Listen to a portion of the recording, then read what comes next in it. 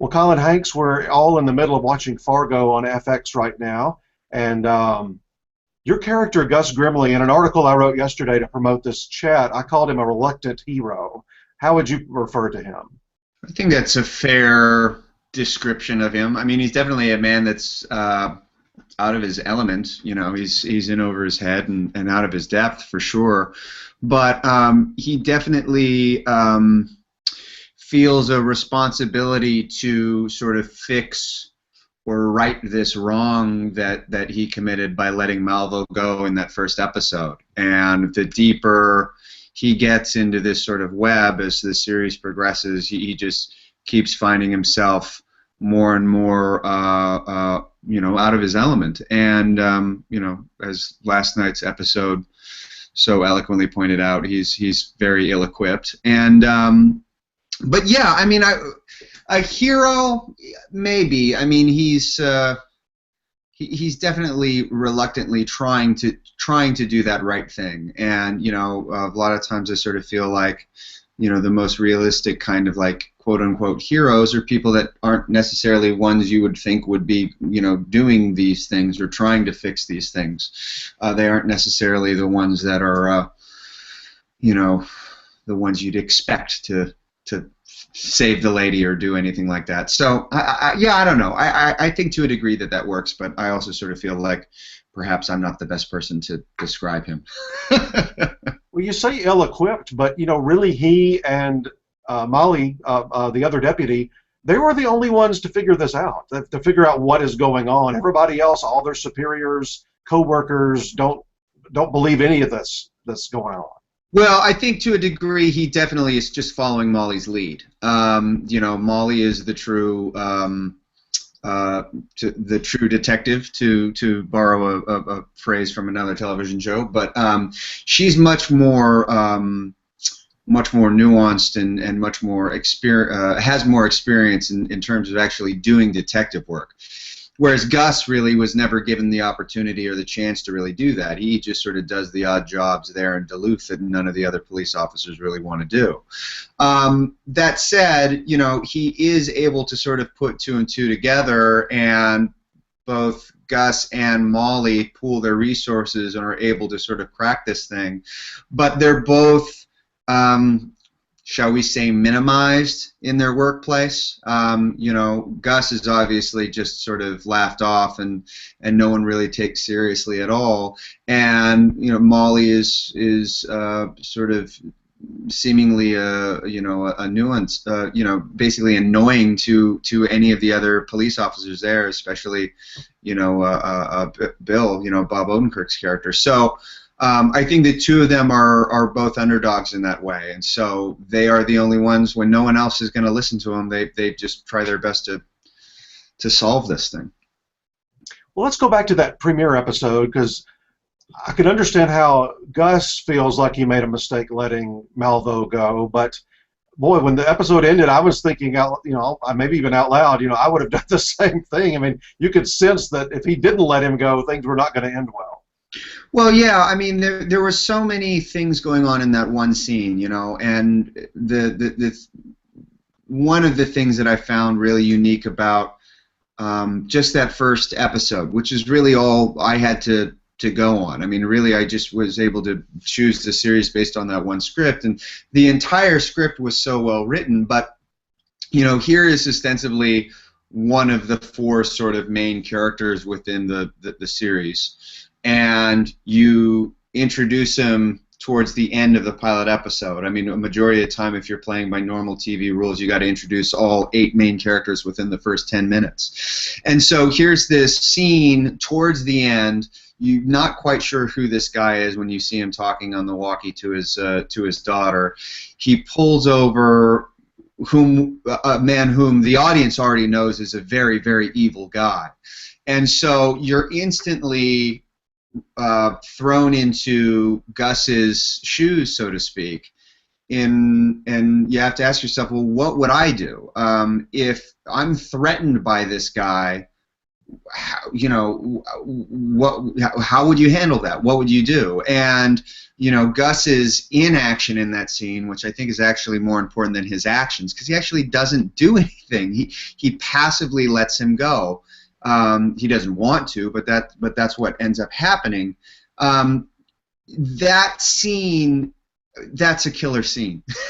As an actor, you want those kinds of scenes. And a lot of times when I'm auditioning for jobs, I'll sort of decide if I want to go out for a job based on the strength of their scenes. And that scene was so good. I said, I've got to at least just go out for this because it would be a fun afternoon.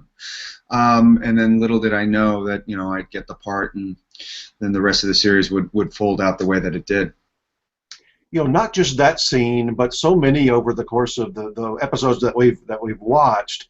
Of course, there's a few more to go, but the silences between the characters I find sometimes to be as interesting as what they might say.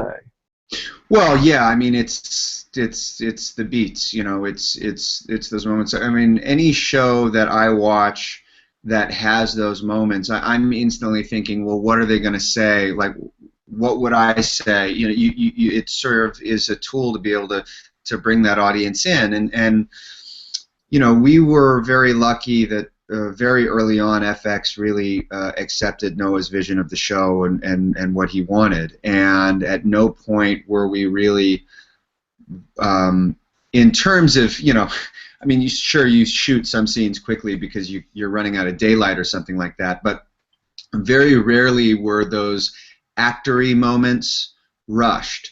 A lot of times that's the stuff that gets cut out. A lot of times that's the stuff that, you know, they feel that, you know, you just don't have time for, and so you just shoot it from as many angles as you can, and then when they edit it all together, it's just really quick, back and forth, back and forth, back and forth, and all of those moments are really sort of lost. But those moments, I think, are really important for our show because, again, it's this mentality of, you know, that sort of the Minnesota nice that somebody coined that we've been saying a lot, but then also that's how the Coen Brothers films are. You know, there's a pace to them. It's deliberate, you know, and it adds, I think, another layer to each of the characters in the way that they interact, but it also, you know, adds some drama sometimes and comedy as well. You know, it's another tool that we have, you know.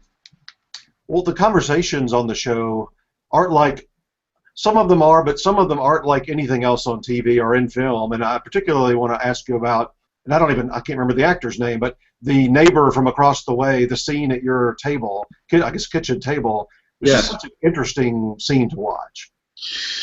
Well, it was a definitely interesting scene to shoot. You know, I thought that even while we were filming it, I thought that it was going to be, it was pretty unique and interesting, just having the conversation just be between the two, you know, the two characters. But it was, you know, it was written in the script that the audience would see the story that the neighbor was telling. And you know, look, I again, that's another really great scene where you know what Gus is wrestling with, and you see him ask the advice of someone, a man he does not really know, and they're able to shed a little bit of light on something. And at the end, you know, I was really sort of impressed that what Gus takes away from it, and it's something that he wrestles with, you know, for a long time, is that, you know, even when the, you know, even if you can't solve that problem, you have to at least try, and that really is pretty telling of the kind of character Gus has, you know, that he would, you know, you have to try. I thought that was just a beautiful sort of summation of Gus. That opening scene that you have with Billy Bob Thornton, and then you have him, so far from what we've seen a couple of more times, arresting him and then at the jail. Because you let him go, your character let him go, does he feel like he has a power over you? Does Malvo feel he has a power over Gus? Absolutely. I think Malvo feels he has power over everybody. You know, I think, you know, when Malvo looks at pretty much everyone else in the world. He feels that he can manipulate them. He feels sorry for them. He feels that, well, I don't even know if he feels sorry for him. He probably doesn't even feel pity for him. I think, Malvo's worldview is pretty dark and pretty different, and he doesn't really suffer fools at all. And I think when he sees Gus, I sort of feel like he kind of chooses who he wants to really pick on and who he doesn't. And for whatever reason, he sees Gus, and Malvo just makes this decision of, well, I'm not going to hurt this guy. I'm going to threaten him. I'm going to manipulate him. I'm going to toy with him. But this, Gus is clearly not a threat at all, and so there's no need to take him out. And so, I don't know if it's sympathy or whatever, but I just sort of feel like, he decides to use Gus as a pawn in his game, so to speak. Well, even in that opening scene, I mean, it was only the two of you out on the road. He could have easily killed Gus. That would have been good for you in terms of an actor, but he could have easily killed him. But I think, like you say, I think he had ulterior motives, as well as he's arriving in a town where he's going to be staying for a while. So why set off alarm bells? Yeah, you don't want to kill a cop when you finally get to Duluth and that's where you're supposed to be. Do you know what I mean? I think Malvo sort of sees everything as a really elaborate chess game, and he knows when he has to make a move and strike, but he also knows when he has to make a move to set up something else. And I think when when Gus pulls Malvo over, he knows, look, obviously there's no need in killing this guy, but he's not about to get a ticket. He's not about to sort of announce that he's there, considering he's in a stolen car and has just committed a homicide back in Bemidji. So or Bemidji. Excuse me to anyone from Bemidji. I sometimes pronounce it wrong. But yeah, I think Malvo is very cunning in that way, and so. He plays the board as he sees fit, and I think in Gus he doesn't really see anything threatening whatsoever. And for you, acting opposite Billy Bob Thornton, what's that been like? It was a treat. I mean, Billy Bob's a great guy. I had worked with him on another job the previous year, so I spent some time hanging out with him, talking with him. He's a really easy guy to get along with, and really, when you're talking about people you want to work with, you just want to work with people that you can hang out with, because really part of our job is sitting around killing time. We'll sit around and talk for hours, but we'll only work for little like a minute at a time, But he's an extremely talented guy. I mean, there's no doubt about that. I didn't need to work with him to discover that. I knew that going in, and he's just so perfect and so good in this role. I'm actually really happy that people get to be reminded what an amazing actor Billy Bob is.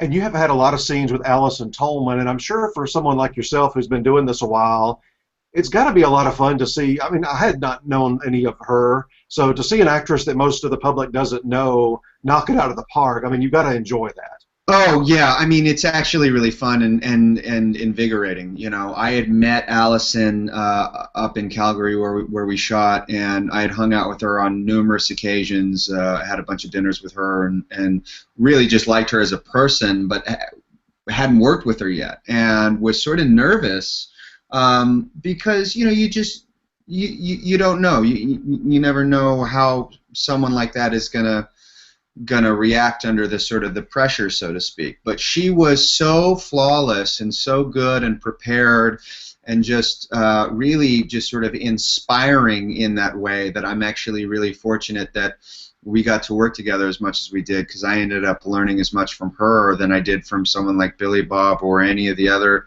actors that I've worked with. You sort of learn from everybody, and Allison was really refreshing in that way of her confidence, her ability, her skill, her demeanor. It's very easy for actors to get bitter on on location when it's -30 degrees outside, but Allison was always a trooper, and quite frankly, is so perfect. There's no one else that could play Molly Solverson. I mean, within the first episode, I think that was pretty clear. So, you know, I'm really happy for her, and no doubt, you know, there's going to be a lot more of Allison Tolman in all of our lives. We hope world would be a better place.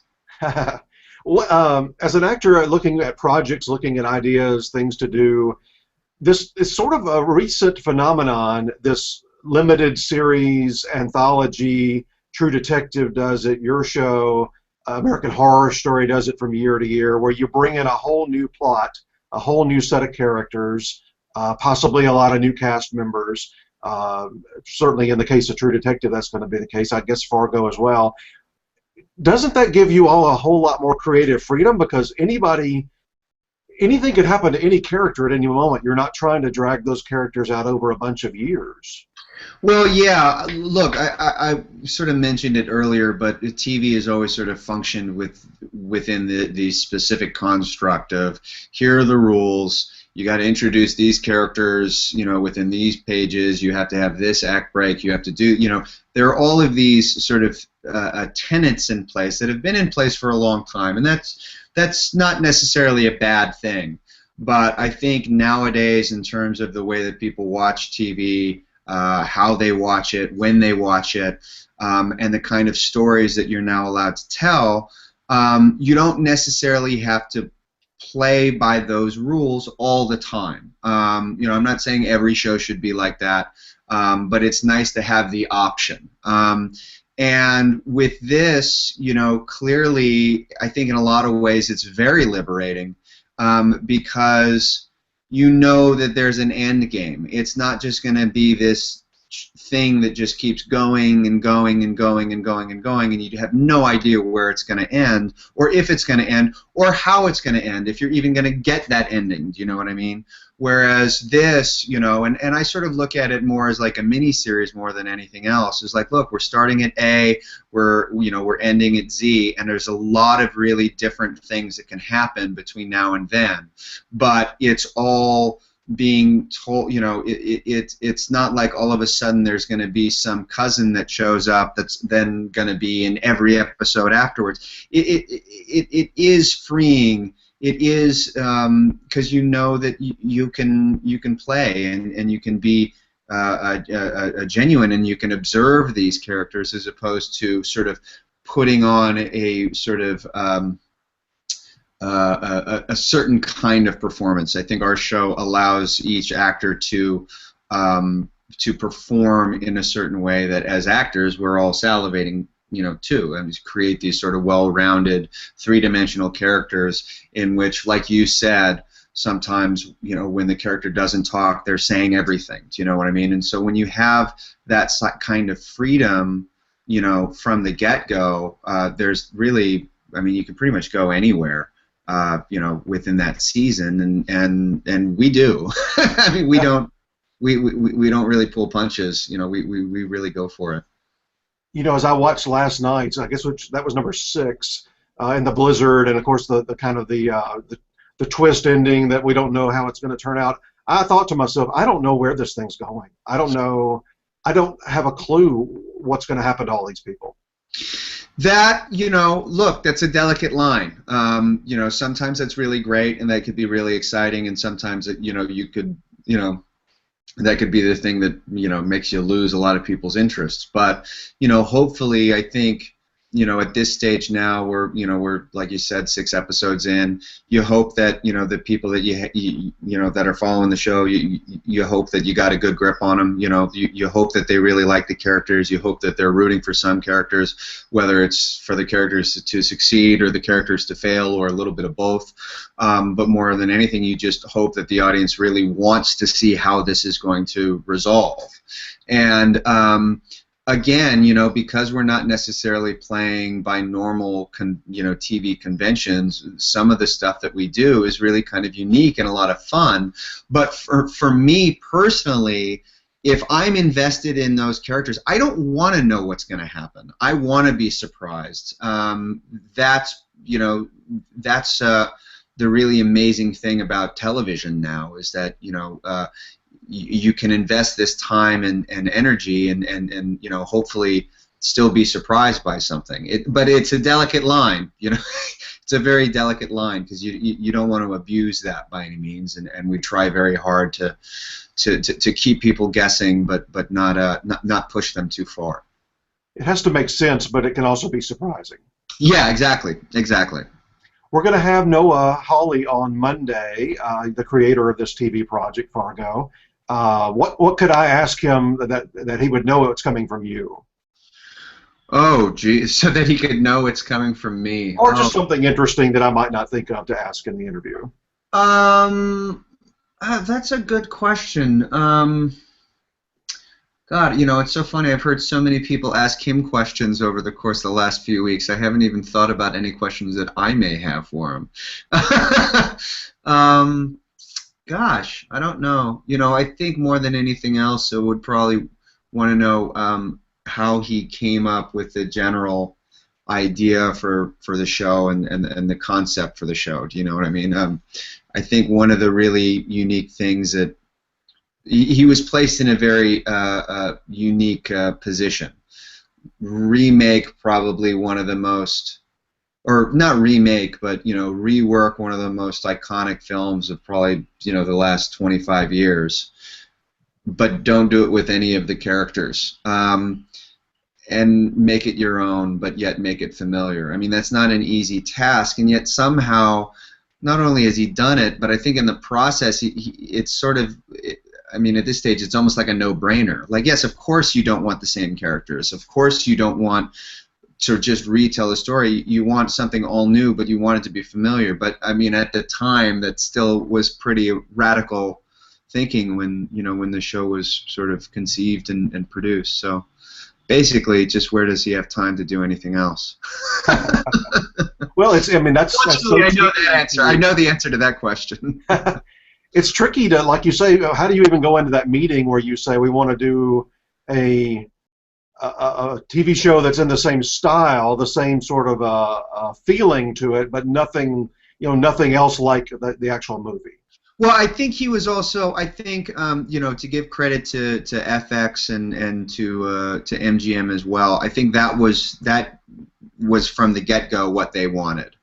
And so really it was more just a question of trying to find somebody that was open to that and not necessarily intimidated. And Noah is an incredibly smart individual. He's, an unbelievably talented writer, no doubt, but he's a very smart guy, and I think once he heard, like, look, yeah, we want to redo this, but we don't want any of the same characters from the movie, I think that's instantly when his brain just spun off into some other place, and he started thinking of all the different things that he could do. So, yeah, he's a smart cookie, that Noah. One more set of maybe a couple of questions on the Emmy Awards coming up this summer. Fargo is going to be in the mini-series categories. I'm interested in your, I don't know if you follow it all that closely, but that's where American Horror Story has been submitting. But True Detective, similar situation, is going into drama categories. What is your take on kind of the way that each of the different kinds of shows might be classifying themselves? Well, I think, for us, I don't know, to be honest, I don't know if there's going to be a second season of Fargo. I really genuinely don't know, and I don't think that they've really made that decision yet of what they're going to do. We very much were just sort of focused on making sure that these 10 episodes were as good as they possibly could, and if we never did anything afterwards, that we could all sort of walk away and feel good and strong about it. In terms of where things get nominated and where they get slotted, I really try not to really spend too much energy thinking about that. That's somebody else's job that's way above my pay grade. So, I just, look, I'm really proud of this show, and obviously, I hope it gets nominated for a bunch of stuff, and I hope it wins a bunch of stuff, but, I don't really have any feeling one way or the other where it gets placed or who it gets placed against or anything. Look, I'm in love with a lot of shows. I love True Detective and I love, just like I love Breaking Bad and a bunch of the other shows that are out there. So hopefully it'll help get help the show get a little recognition. But at this stage now, I'm just so happy that people are enjoying the show, that's really the most important thing for me, at least. Yeah, it's my favorite TV project of the whole last 12 months. I'm really thoroughly enjoying it, and I think it's going to do really well at the Emmys this summer. We're an awards website, so I always like to ask at least a couple of awards questions. I understand. Hey, man, listen, I don't mean to poo-poo awards by any means. No, you'd be thrilled to be in that audience as a nominee that night. I have no doubt about that. I'm not saying I wouldn't. Well, good luck with that. I think you've got a really good shot in that supporting actor category. By the way, you may be up against Martin Freeman because he's submitted for Fargo. He's a lead, but for Sherlock, he's up for supporting. So that would be interesting if the two of you face off there. I hope he wins them all, just based on his energy levels alone. The man could use it. Thank you so much for joining us today. Have a great summer. Same to you. Take care.